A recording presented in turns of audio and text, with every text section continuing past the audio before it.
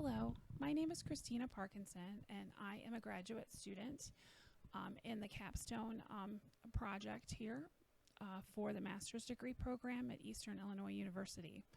The title of my project is The Use of Visual Supports in the General Music Classroom to Enhance the Learning Experience and Musical Ability of Students with Special Needs. Mainstreaming of students with special needs in the regular classroom with implementation of the Individuals Disability Act of 1975. Up until 2014, only 22 research studies were about the inclusion, and less than half of them were about inclusion in music classrooms. Today, teachers face a high volume of students with IEPs, and that can be especially challenging to the general music teacher who has hundreds of students, including those with IEPs. There are research studies that have recognized the impact of visual supports for students with special needs in the regular classroom, but there are very few research studies about visual supports in the music classroom. The purpose of this study is to produce qualitative and quantitative research that will give teachers the insight about the effect of the use of visual supports on students with special needs in the music classroom. Here are the 3 questions that will be addressed in this study. What is the musical ability of students with special needs? Does using visual supports increase engagement and learning for students with special needs in the music classroom? And does the use of visual supports have an effect on the musical ability of students with special needs? The results of this study could be used to give teachers practical suggestions for planning and implementing the use of visual cues in the music classroom and increase student engagement and learning. So my literature review consisted of a lot of articles and books from the following sources. You will see 2 columns of sources. On the left is the music-related ones, and then there are even a bigger list of outside of music. The reason for this is because I really had to go outside of music to find some research studies about visual supports. So the literature review is categorized into 7 different themes, and all of them are focused about students with special needs. One is the inclusion of students, knowledge of students, behaviors of students, conditions of the classroom, academic engagement, instructional strategies, and visual supports. Methodology, location, and participants. The school was a northwestern Illinois small rural school district and has students in an inclusive general music classroom. The participants were the music teacher with 14 years of experience and 10 students ages 5 to 9 with special needs. There were 8 boys and 2 girls in the study, mainly because that's the makeup of students that I had that were special needs. They have various cognitive and developmental delays, including Down syndrome, Noonan syndrome, social emotional behavior conduct disorder, attention deficit hyperactivity disorder, autism, specific learning disabilities, other health impairment, sensory processing anxiety, and cerebral palsy. Again, here are the research studies, research questions that will be addressed in this study. What is the musical ability of the students with special needs? What does using visual supports increase engagement and learning for students with special needs in the music classroom? Does the use of visual supports have an effect on the musical ability of students with special needs? Here is the data collection timetable. During week 1, a pretest was given to the student participants, which was video recorded, and I took field notes as well. Classes with the participants were video recorded without using visual supports. On week 2, the music teacher used visual supports and cues consistently in the classroom, while the lesson participants were video recorded and field notes taken. Weeks 3 through 5, the music teacher used visual supports and cues consistently in the classroom, while the lesson participants were video recorded and field notes were taken. Week 6, during the final week of the study, a music ability post-test was given to the student participants, which was video recorded and field notes were taken by the researcher. Methodology, visual examples, in case you're curious of what I used, and these were all created through some different software programs, or I just created them using some slides. So on the left, you'll see the kindergarten example, and so they know what to do right when they come into class. As a reminder to sit on the floor, and then that we're going to go through any birthdays that we have for the day. And then you can see the songs are listed by 1, 2, 3, and 4, and most kindergartners know their numbers. And then you can see the pictures so they know exactly what we're going to do. On the first grade side, you can see that they know we are going to sing and dance and that we're working on a concert. And all of the concert songs there are listed in order, and as you can see, it's a movie theme, which was very fun for them to do. And they loved having the pictures to see what was coming next. This is a visual of a particular song called No More Pie. And it's a cumulative song, and in the song, each individual thing is introduced. And I usually hide the pictures behind the other ones until it's time for that particular part to come out. And here's some individual ones for individual students so they can tell their parents how they're doing. And this one was the example I used for the concert for 2nd grade. And in the picture behind me, you can see the board where I have all of these things on there. All right, so back to the methodology visual overview. I made a chart here that you can see the whole thing on the right. It's not easy to see, so I divided it up between a couple of slides here. So you can see how I'm going to get the data collection going and what I'm doing with it. Here's phase 2 and phase 3. And you can see across how I am comparing and contrasting the data to get interpretation of the quantitative and qualitative data. And on the right, there's just a triangulation, convergence, mixed method design, and that came from the Fitzpatrick article as well, and I just adapted it for how it fit my research. So the results, the quantitative results in the post-test and pre-test here was an improvement range from 10 to 50% for the skills that were tested.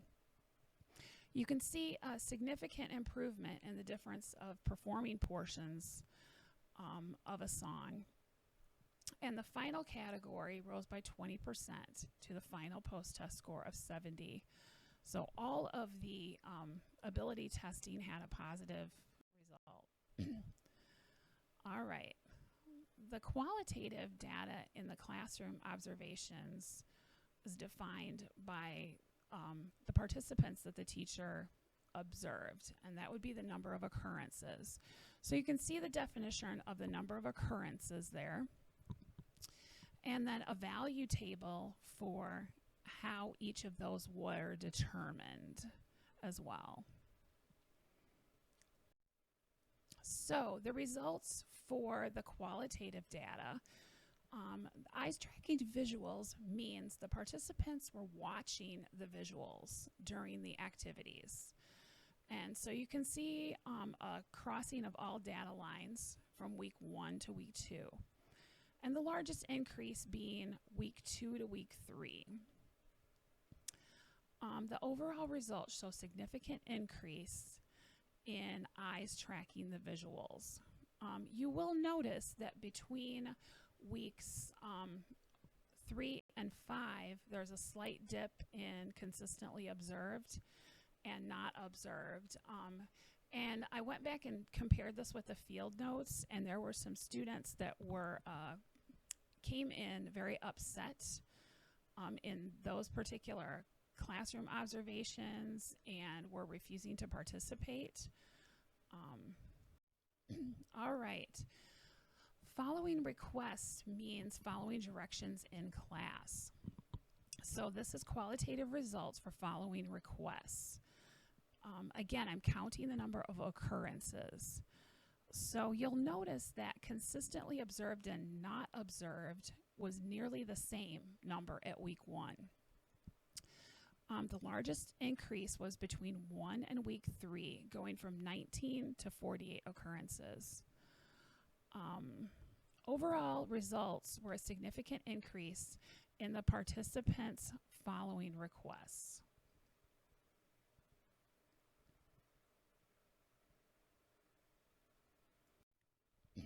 Moving, singing, and playing is the participants' engagement in the action of the activity.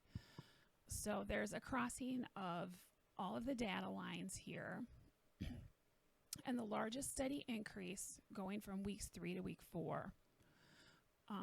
Note, in weeks 3 to 4, all categories went up by at least 4 occurrences. Overall results indicate an increase in participants of following requests. So, active listening is the participants' engagement in the action of listening. So, the number of occurrences here, there was a slight difference at week 1 for no occurrences and sometimes observed.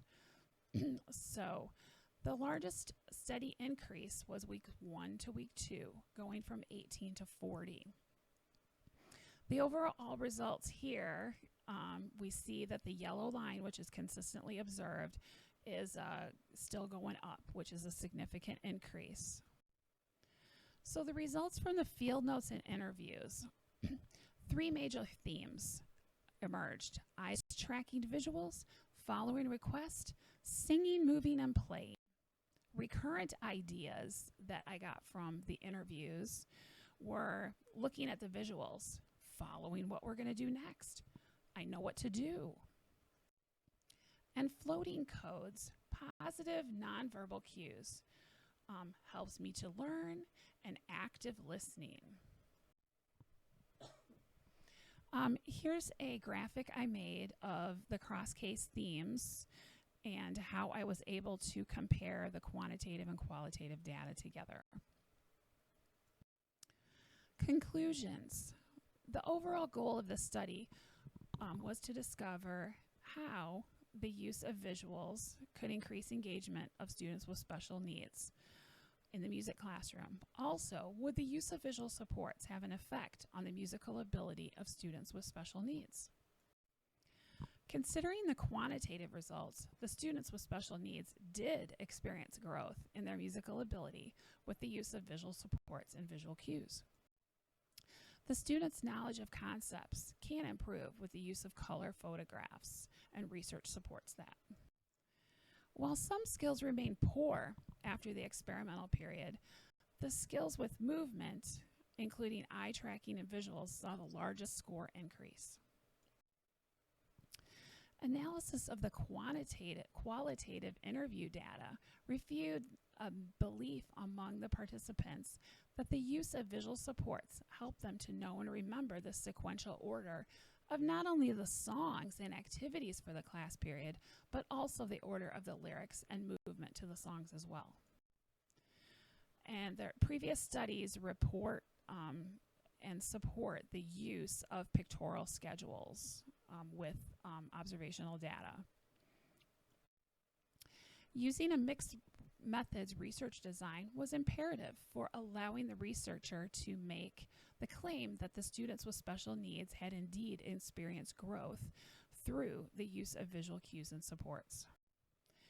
Due to the small number of participants, You need to use caution when interpreting the test scores alone.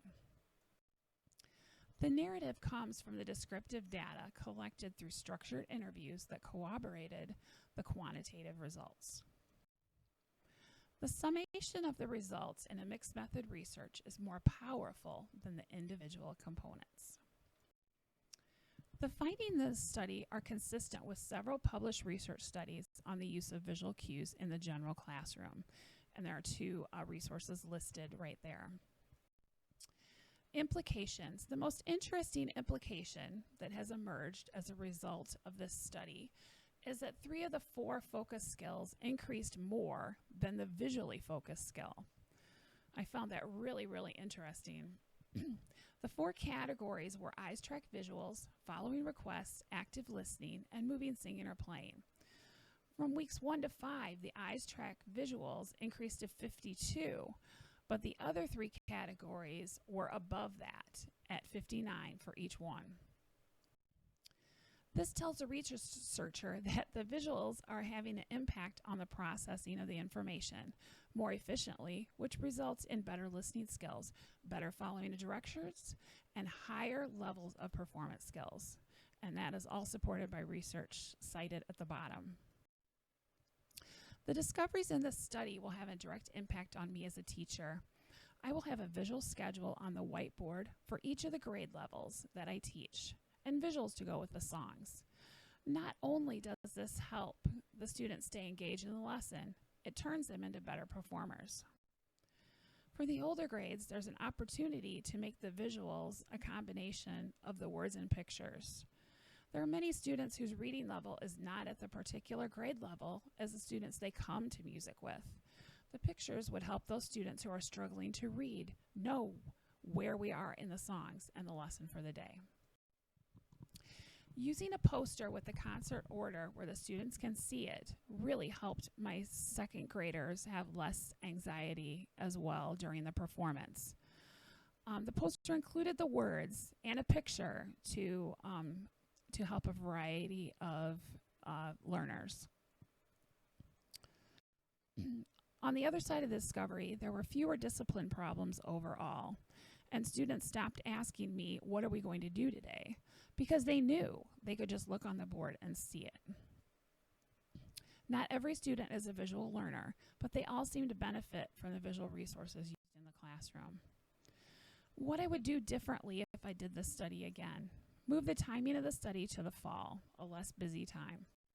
Find a better basic music ability test. Use more participants.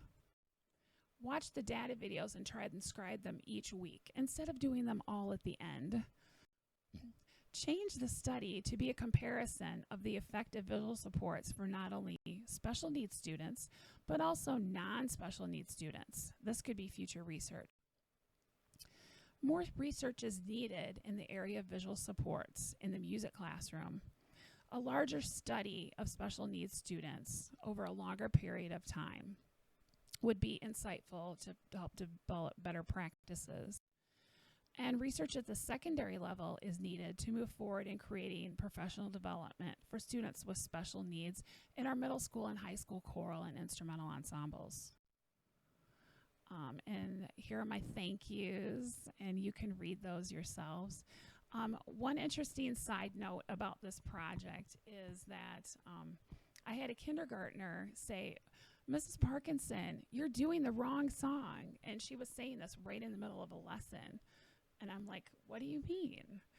And she pointed to the board and said, Mrs. Parkinson, we're supposed to be doing this one. Can't you see it? And that was just a wonderful aha moment to me that it was really working. So thank you for listening. I look forward to hearing everyone else's presentations.